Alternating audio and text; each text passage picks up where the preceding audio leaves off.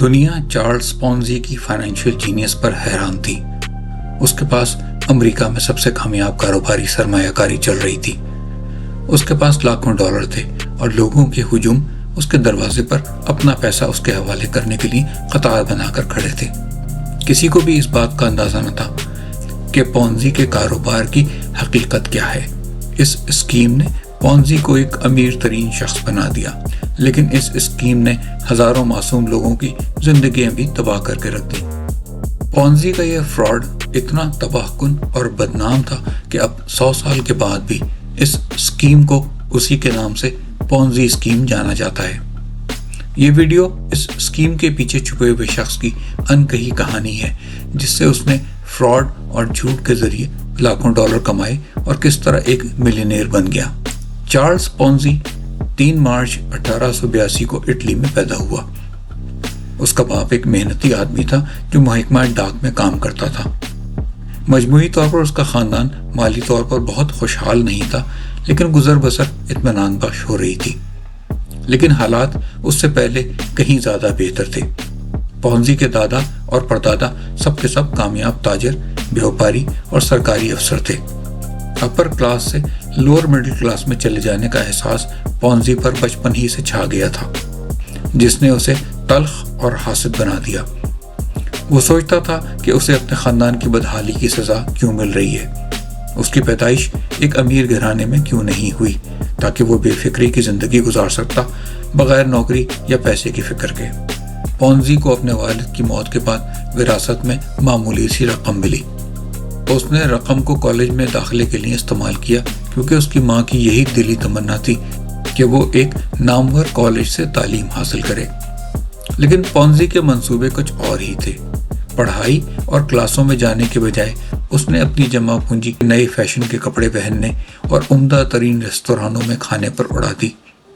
رات کو تھیٹر یا اوپرا یا پھر اپنے امیر دوستوں کے ساتھ کسی کسینو میں جوا۔ پونزی یہ دکھاوا کرتا کہ وہ بھی اپنے امیر دوستوں کی طرح ہے اور اس کے پاس پیسے کی کوئی کمی نہیں۔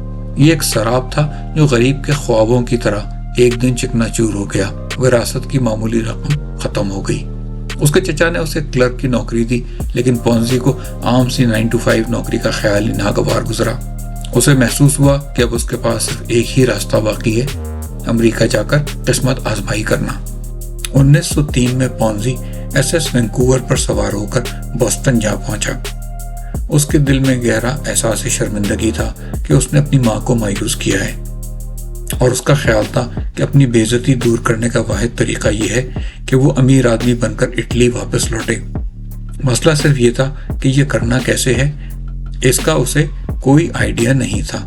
امریکہ نے نوجوان پونزی کو حقیقت سے روشناس کرایا۔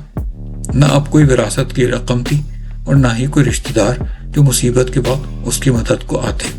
پونزی نے اگلے کچھ سالوں کا عرصہ ایسٹ کوسٹ پر نیو یارک سے فلوریڈا تک زندگی کی ٹھوکریں کھاتے ہوئے گزارا۔ اس نے sign painter, waiter, grocery clerk, برتن دھونے والا، فیکٹری مزدور، انشورنس سیلز مین اور سلائی مشین مرمت کرنے والے کے طور پر کام کیا۔ لیکن یہ سارے کام زیادہ دیر نہ چل سکے۔ پونزی یا تو کام سے بیزار ہو کر چھوڑ دیتا یا پھر گاہکوں کو دھوکہ دینے کی کوشش پر اسے نوکری سے نکال دیا جاتا تھا۔ اکثر ایسا ہوتا کہ وہ چوری کرنے یا کھانے کے لیے بھیک مانگنے اور پارکوں میں سونے پر مجبور ہو جاتا۔ یہ اس کی روم میں گزارے گئے بے فکر شاہانہ دنوں سے یکسر مختلف تھا، اور جب پونزی کبھی تھوڑا سا پیسہ اکٹھا کر بھی لیتا تو وہ اسے ایک شاہانہ رات یا ویکینڈ کی چھٹیوں پر اڑا دیتا تاکہ اپنے پرانے اچھے دنوں کو یاد کر سکے۔ 1907 میں پونزی کینیڈا کے شہر مونٹریال چلا گیا، اس امید پر کہ شاید کینیڈا اس کی زیادہ بہتر سیوا کر سکے۔ شروع میں چیزیں اس کے حق میں ہی ہوتی دکھائی دیں۔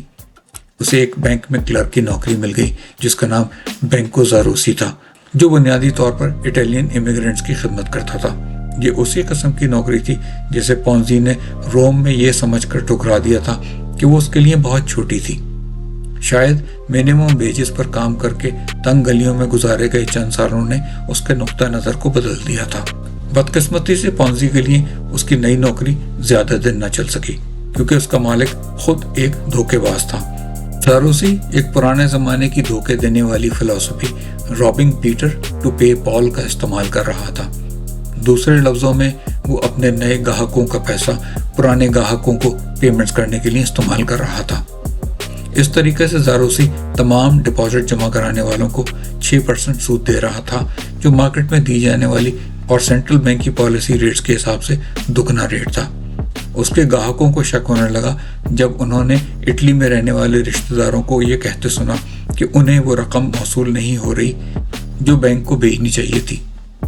1908 के वस्त में हुक्काम ने बैंक के खिलाफ गबन के इल्जामात में तहकीकात शुरू की, जिस पर ज़ारोसी जितना नकद पैसा उठा सकता था एक सूटकेस में भरकर मैक्सिको भाग गया।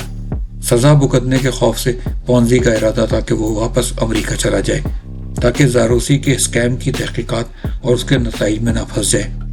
लेकिन उससे पहले उसने एक इंतहाई अहमकाना हरकत की। उसने सोचा कि वो अपने आप को एक फेयरवेल गिफ्ट दे ताकि उसे दोबारा से सिफर से शुरू ना करना पड़े। उसने अपने बैंक के एक client Canadian where housing company नामी एक शिपिंग फर्म के चेक में फोर्जरी की। पॉन्जी ने मैनेजर की चेकबुक से एक खाली चेक चुराया और उस पर $423 की रकम लिखी। पॉन्जी ने सोचा कि ये एक मामूली रकम है और किसी को पता नहीं चलेगा, लेकिन जैसे ही उसने जाली चेक को कैश कराने की कोशिश की, बैंक टेलर ने आसानी से जाली दस्तखत पहचान लिया और पुलिस को अलर्ट कर दिया। पॉन्जी को Saint Vincent D Paul jail में 3 साल कैद की सजा सुनाई गई, लेकिन ये तो महज पॉन्जी के जराइम का आगाज था। पॉन्जी को 2 साल बाद पेरोल पर रिहा कर दिया गया और उसने फौरी तौर पर दोबारा अमेरिका जाने की मंसूबाबंदी की, लेकिन वो अकेले नहीं गया।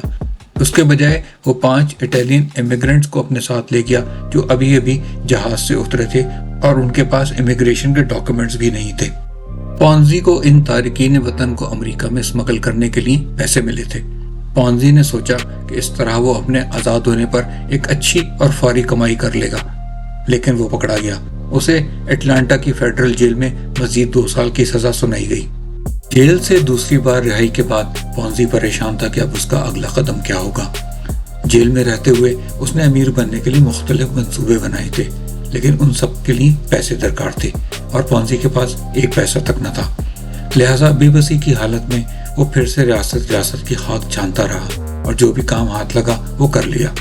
बिलाखिर उसे बॉस्टन में J.R. पॉल नामी एक इंपोर्ट एक्सपोर्ट कारोबार में क्लर्क की एक मामूली सी पोजीशन मिल गई। लिहाजा शुमाली अमेरिका में वो 15 साल गुजरने के बाद उसी जगह वापस आ गया जहाँ से उसने आगाज किया था।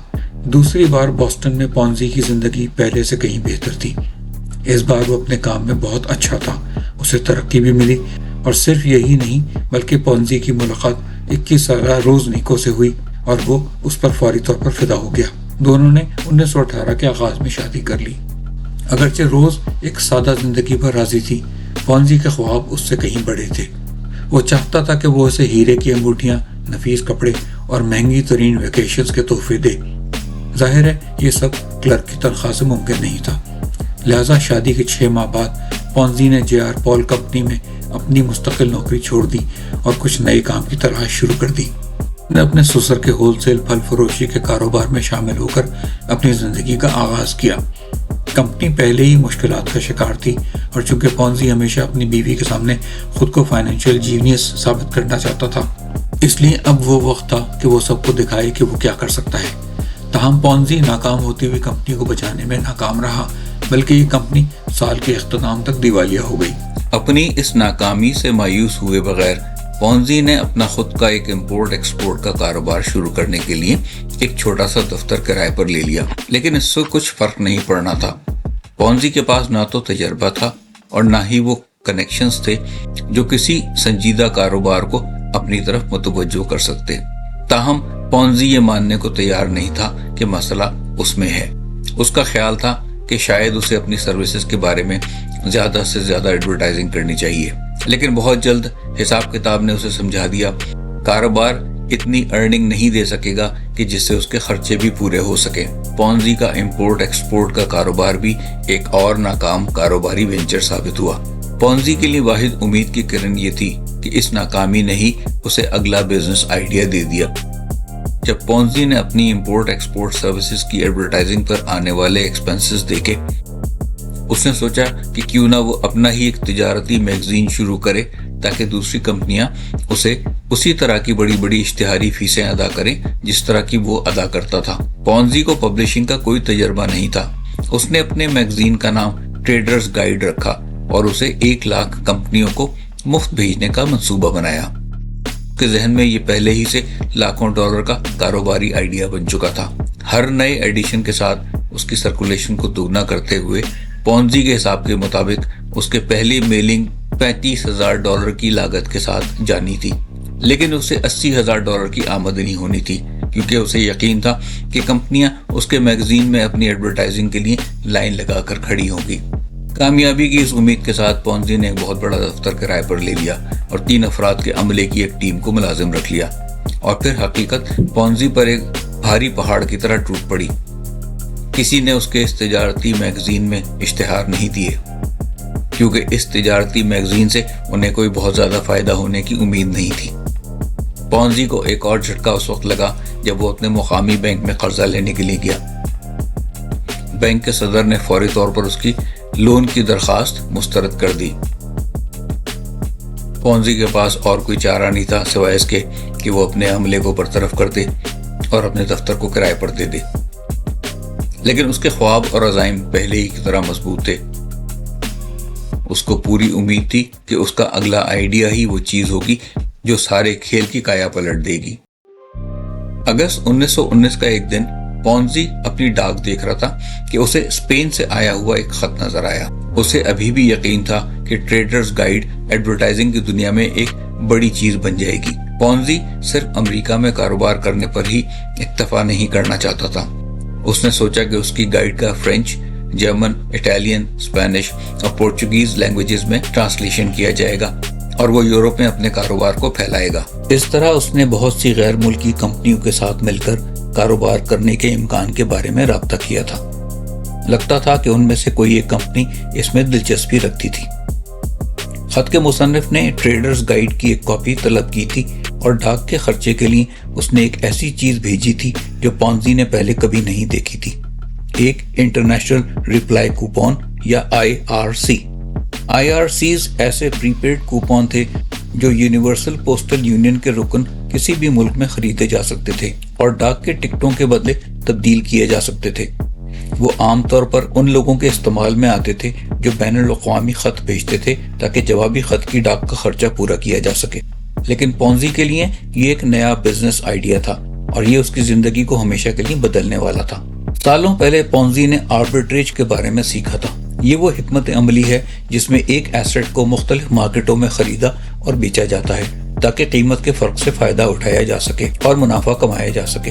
IRCs ملک سے قطع نظر ہمیشہ ڈاک کی ایک ہی قیمت کے بدلے میں تبدیل ہوتے تھے، لیکن انہیں مقامی کرنسی میں اتار چڑھاؤ کے مطابق تھوڑی مختلف قیمتوں پر خریدا جاتا تھا، جیسے فارن کرنسی کی مارکیٹ ہوتی ہے۔ مثال کے طور پر پونزی اٹلی میں ایک IRC خرید سکتا تھا جہاں جنگ کے بعد لیرا کی قیمت میں بہت زیادہ کمی آئی تھی، اور پھر اسے امریکہ میں امریکی ڈاک ٹکٹوں کے بدلے تبدیل کروا سکتا تھا جہاں وہ جانتا تھا کہ ڈالر کی قدر لیرا کے مقابلے میں کہیں زیادہ ہوگی۔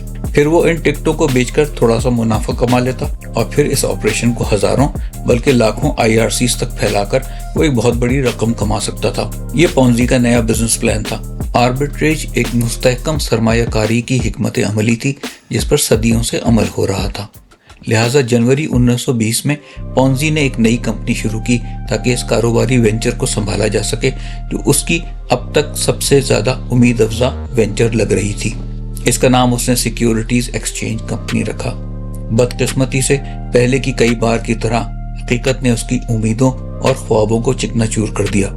سچ تو یہ تھا کہ IRCs کے آربیٹریج سے ہونے والا منافع اتنا کم تھا کہ وہ ایک ملک سے دوسرے ملک میں IRCs بھیجنے کے اخراجات پر ہی لگ جاتا تھا، اور پوری دنیا میں اتنی IRCs موجود ہی نہیں تھیں کہ پونزی کے تصور کردہ آپریشن کو جاری رکھا جا سکتا۔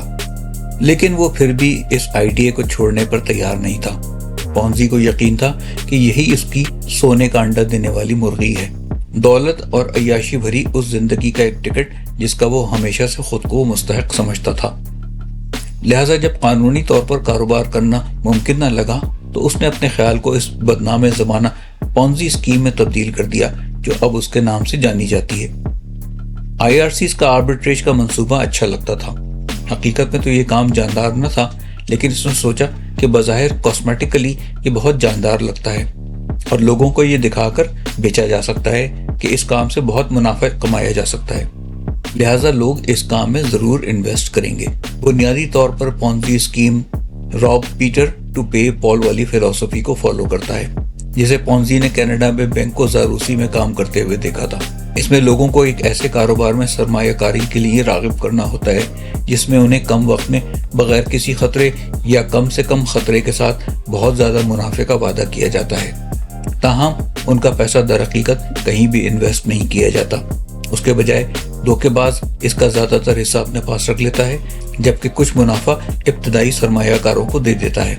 जब ये इब्तदाई सरमायाकार इतना बड़ा मुनाफा देखते हैं तो उनमें से ज़्यादातर अपने मुनाफे को दोबारा कारोबार में लगाने पर राजी हो जाते हैं ताकि और भी ज़्यादा पैसा कमाया जा सके। उन्हें लगता है कि सब कुछ वादे के मुताबिक हो रहा है। उनमें से बहुत से लोग दूसरे लोगों को भी इस मौके के बारे में बताते हैं, क्योंकि उनका ख्याल होता है कि आमदनी बिल्कुल जायज़ और महफूज है। लेकिन हकीकत में जो कुछ हो रहा होता है वो ये कि इब्तदाई सरमायाकारों को नए फंसने वाले सरमायाकारों के पैसे में से मुनाफा अदा किया जा रहा होता है। एक बहुत ही आसान लेकिन मौसर निज़ाम है जो लोगों के लालच और कम इल्मी की बुनियाद पर काम करता है। लेकिन इस स्कीम को जारी रखने के लिए नए फंड्स के मुसलसल बहाव की जरूरत होती है। जैसे ही धोखेबाज को अपने पुराने सरमायाकारों को मुनाफा अदा करने के लिए भी नए सरमायाकार नहीं मिलते, ये धोखेबाज आमतौर पर फरार या बेनकाब होकर गिरफ्तार हो जाते हैं। अपने सिस्टम का इस्तेमाल करते हुए पॉन्जी ने सरमायाकारों को हैरानकुन तौर पर 45 दिनों में 50% और 90 दिनों में 100% मुनाफे का वादा किया। उसने सबको बताया कि उसका पूरी दुनिया में एजेंटों का एक वसी नेटवर्क मौजूद है जो बड़ी तादाद में IRCs खरीद रहा है और उन्हें अमेरिका भेज रहा है। अगर उसके ऑपरेशन की तफसीलात पूछी जाती तो पॉन्जी कोई मालूमात देने से इनकार कर देता, महज ये कहकर कि वो ये तफसीलात शेयर नहीं कर सकता, इट्स अ बिजनेस सीक्रेट।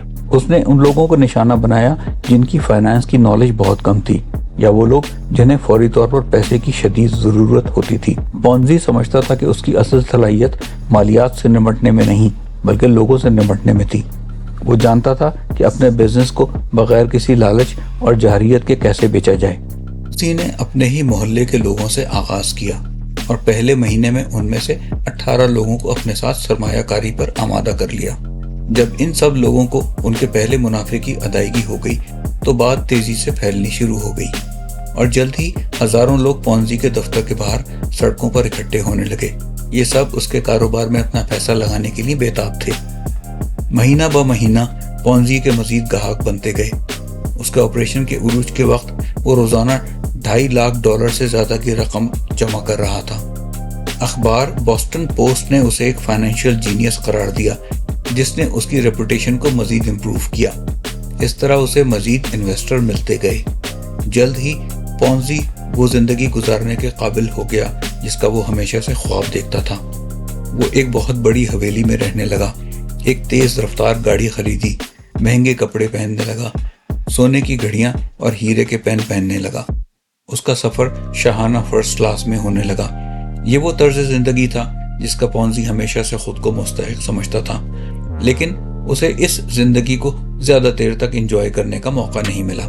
गर्मियों के आगाज तक पॉन्जी के नए कारोबार को शुरू हुए 6 माह का अरसा हो गया था।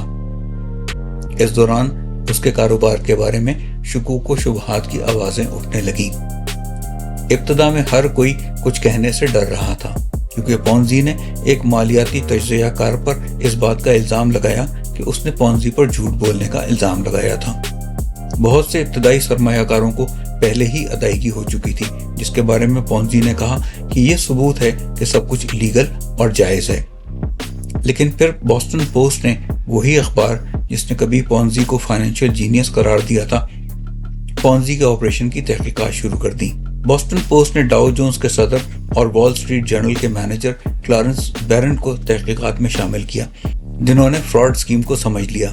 उनके हिसाब से पॉन्जी को 16 करोड़ IRCs खरीदने की जरूरत थी जिससे उसका बिजनेस चलता रहे, लेकिन पूरी दुनिया में सिर्फ 27,000 IRCs गर्दिश में थीं। जुलाई 1920 में بوسٹن پوسٹ نے اخبار کے فرنٹ پیج پر بیرن کی انویسٹیگیشن کی رپورٹ لگا دی۔ پونزی کو ایک دھوکے باز کے طور پر بے نقاب کیا اور اس کی کمپنی کی تحقیقات کا مطالبہ کیا، لیکن انصاف کا پہیہ آہستہ آہستہ چلتا ہے۔ پونزی سرکاری اہلکاروں کے خدشات کو دور کرنے میں کامیاب رہا۔ اس نے ان کے ساتھ مکمل تعاون کیا اور یہاں تک کہا کہ جب تک اس کے خلاف تحقیقات جاری ہیں وہ نئی انویسٹمنٹس لینا بند کر دے گا۔ لیکن پھر پونزی نے اپنے ہاتھوں ہی اپنا نقصان کر لیا جب اس نے ولیم میک ماسٹرز کو اپنا پبلسسٹ مقرر کیا۔ میک ماسٹرز ایک ایماندار آدمی تھا جسے جلد ہی احساس ہو گیا کہ اس کا کلائنٹ ایک دھوکے باز آدمی ہے۔ میک ماسٹرز نے ایسی شہادتوں کو جمع کیا جس کی اسے ضرورت تھی۔ پھر وہ بوسٹن پوسٹ کے پاس گیا جہاں اس نے پونزی کے تمام رازوں کی تفصیل بتاتے ہوئے ایک دلچسپ رپورٹ لکھی۔ اس بار کھیل واقعی ختم ہو چکا تھا اور پونزی اسکیم کا خاتمہ ہو گیا۔ کئی بینک دیوالیہ ہو گئے، ہزاروں لوگوں کی زندگی کی جمع پونجی لٹ گئی اور پونزی خود ڈاک کے دھوکے یعنی پوسٹل فراڈ کے 86 مقدمات میں مجرم قرار پایا۔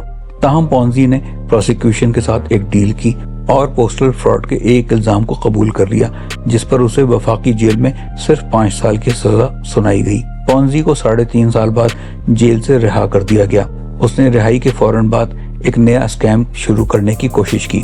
پونزی جانتا تھا کہ حکومت چاہتی ہے کہ یا تو اسے اٹلی ڈیپورٹ کر دیا جائے یا پھر چوری کے الزامات پر اسے دوبارہ قید کر دیا جائے۔ اس لیے وہ فلوریڈا بھاگ گیا جہاں اس نے پھر پونزی اسکیم کو دہرانے کا منصوبہ بنایا۔ اس نے ایک نئی کمپنی شروع کی، 4 پاؤنڈ لینڈ سنڈیکیٹ، اور لوگوں سے جیکسن ویل فلوریڈا کے آس پاس کی جائیداد میں سرمایہ کاری کرنے کے لیے کہا۔ اس نے پہلے سے بھی زیادہ منافع کا وعدہ کیا۔ اس نے کہا کہ وہ لوگوں کو محض 60 دنوں میں 200% منافع دے سکتا ہے۔ واحد مسئلہ یہ تھا کہ جو جائیداد وہ بیچ رہا تھا وہ بیکار دلدلی زمین تھی۔ اس بار کوئی بھی اس کا شکار نہیں ہوا۔ پونزی جلد ہی بے نقاب ہو گیا۔ اسے میساچوسٹس بھیجے جانے کا خطرہ تھا جہاں ایک طویل سزا اس کی منتظر تھی۔ پونزی نے جیل میں مزید 7 سال گزارے۔ اب پونزی ایک شکستہ آدمی تھا جس نے ساری دلکشی اور اعتماد کھو دیا تھا۔ جب اسے اٹلی ڈیپورٹ ہونا تھا تو اس کی بیوی نے امریکہ میں ہی رہنے کا انتخاب کیا اور اس سے طلاق لے لی۔ پونزی نے اپنی باقی زندگی غربت میں گزاری۔ وہ ریو ڈی جنیرو چلا گیا جہاں 1949 میں ایک چیریٹیبل ہاسپٹل میں اس کی موت واقع ہو گئی۔ اسے ایک غریب آدمی کی طرح ایک عام سی قبر میں دفن کر دیا گیا۔ یاد رکھیے کہ اگر آپ کی انویسٹمنٹ پر کوئی آپ کو بہت زیادہ ریٹرن دینے کا وعدہ کرتا ہے تو یقیناً کہیں نہ کہیں کوئی فراڈ شامل ہے۔ اس سے بچیے، اپنے پیسے بچائیے، اپنی زندگیاں بچائیے۔